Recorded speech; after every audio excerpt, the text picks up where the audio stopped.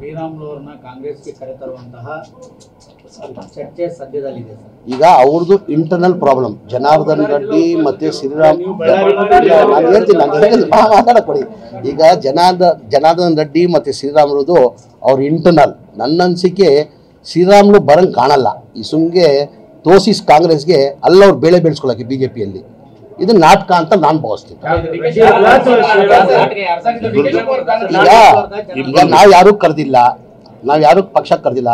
ನಾವು ತಗೊಳ್ಬೇಕಾದ್ರೆ ಅವರಿಗೆ ನಮ್ಮ ಹೈಕಮಾಂಡ್ ಒಪ್ಪಿಗೆಯಿಂದ ತಗೊಳ್ಬೇಕಾಗ್ತದೆ. ನಮ್ಮ ಪಕ್ಷ ಕಾಂಗ್ರೆಸ್ ಪಕ್ಷ ಹೈಕಮಾಂಡ್ ಪಕ್ಷ. ಲೋಕಲ್ ಲೀಡರ್ಸ್ ಜೊತೆ ಚರ್ಚೆ ಮಾಡಿ ಆಮೇಲೆ ಮುಖ್ಯಮಂತ್ರಿಗಳು ಆಮೇಲೆ ಅಧ್ಯಕ್ಷರು ಅವ್ರು ತೀರ್ಮಾನ ಮಾಡಬೇಕಾಗಿರೋದು. ಚುನಾವಣೆ ಮುಂಚೆ ಶ್ರೀರಾಮುಲುರನ್ನ ಕಾಂಗ್ರೆಸ್ಗೆ ಕರೆತರುವಂತಹ ಚರ್ಚೆ ಸದ್ಯದಲ್ಲಿದೆ ಸರ್. ಈಗ ಅವ್ರದ್ದು ಇಂಟರ್ನಲ್ ಪ್ರಾಬ್ಲಮ್. ಜನಾರ್ದನ್ ರೆಡ್ಡಿ ಮತ್ತೆ ಶ್ರೀರಾಮ್ ಮಾತಾಡಕೊಡಿ. ಈಗ ಜನಾರ್ದನ್ ರೆಡ್ಡಿ ಮತ್ತೆ ಶ್ರೀರಾಮುಲುದು ಅವ್ರ ಇಂಟರ್ನಲ್. ನನ್ನ ಅನಿಸಿಕೆ ಶ್ರೀರಾಮುಲು ಬರಂಗ್ ಕಾಣಲ್ಲ.